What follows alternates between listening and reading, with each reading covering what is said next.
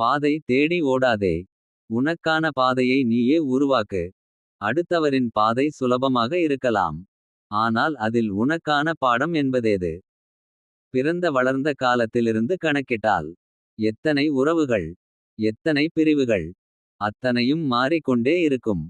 ஆசைக்கும் தேவைக்குமான எதுவும் நிரந்தமில்லை தான். அவை காலந்தோறும் மாறி வரும். எதிர்பார்ப்பற்ற நேசமொன்றே எப்போதும் நிரந்தரமாகும். நிரந்தரமான உறவுக்கு ஒருவன் தன்னை தானே உயர்த்திக் கொள்ள வேண்டும். தன்னை தானே தாழ்த்திக் கொள்ளக் கூடாது. காரணம் ஒருவன் தனக்கு தானே நண்பனும் தனக்கு தானே எதிரியும் ஆவான். இன்பமே சூழ்க. நல்ல மரம் கெட்ட கனியைக் கொடுக்காது.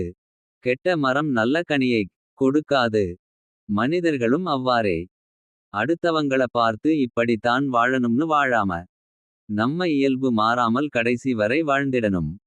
அந்த சந்தோஷம் வாழ்க்கையில் போதுமானது. தனிமை கொடுமையானது.